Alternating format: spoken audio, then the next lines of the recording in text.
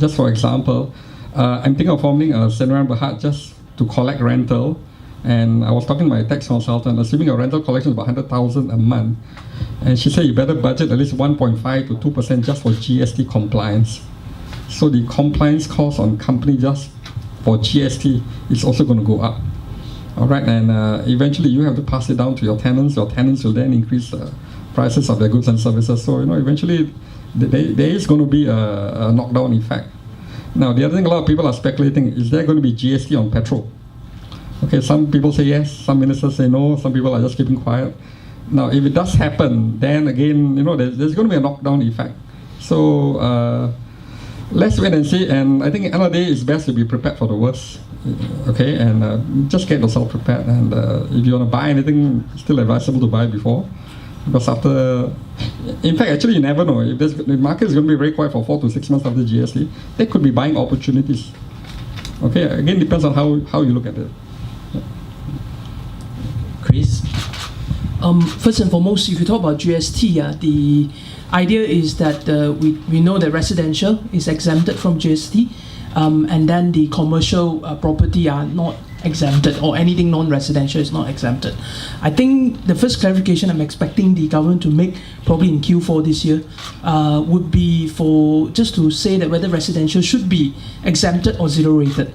Because if it's zero rated, means that all the supply chain would have free from GST, and that's important, especially in this country where the agenda seems to be the last few years on housing the nation and everyone getting a house. So we talk about residential. My plea is that let's clarify it better to say instead of exempted, it should be zero rated. So once it's zero rated, which means that there will not be a trace of GST in even the supply chain. Okay, by the way, if you think that GST only impact you 1st April 2015 onward, you're wrong, because all the noble and developers have already cost in one way or another, because part of it would actually have impact. Part of the progress payment, for example, will be beyond 1st of April 2015. So whatever price they're actually given you have actually with the half the intention of absorbing the 6% and also the compliance cost, and in one way or another. But I do believe that it's still market demand and supply. So it's a question of who's adjusting where in terms of the profits and whatnot. What I'm trying to say is we are expecting this budget to also reduce the income tax, corporate tax, this kind of thing. So hopefully it will leverage out to say that even at 6%, it will not actually do this. But I do predict property to be still on the uptrend, but not at the rate and height that we see for the past 10 years in that sense. Thank you, Chris. Next question, please, from the media. Hi, I'm Zarina from NST. I need to ask regarding what can the government do more where properties are concerned, especially for first-time home buyers? How will it help them using the budget, the next budget coming up? Would you? Yes, what can the government do? Oh, that's an interesting point, but that covers a whole scale of things that the government could do. And governments usually do a lot to encourage investors. They realize that property investors help provide accommodation for those in need, and that if they don't encourage property investors to do that, then the government will have to pick up the slack. So often they do it through taxation policy, and there are always two reasons for taxation. One of them is to raise revenue. That's a legitimate reason for taxation. The government has certain services that we expect them to provide. They need money to do that, so they invoke taxes to raise that revenue.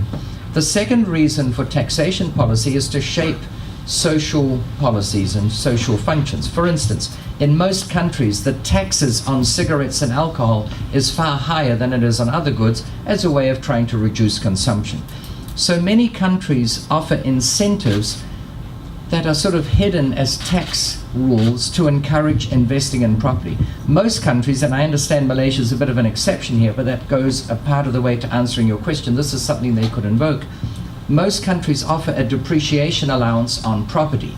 Now, we all know that we can depreciate cars and fax machines, well, we don't use fax machines much, cars and computers, on the basis that from the day you buy them, they go down in value. And at the same time, most countries allow you to depreciate property, not so much the land, but the buildings. And you might ask, why would they do that, given that we all know that in general properties go up? And the reason is that second element I spoke of. It's to encourage investing in property so that they have to provide fewer homes for the needy. That's one thing that could be done there. I understand that the policy on the GST on residential property has not been finalized yet. I think it would do them very well to think hard about that, to make sure that they encourage investment of property. If they make it too burdensome, if they're going to, by introducing GST, increase the burden on renters at the lower end of the scale, that's going to make it tougher for them, and it's going to make it harder to accommodate them, and for property investors to provide that accommodation. So I think there again, that's another avenue where the government could do well to think very carefully. And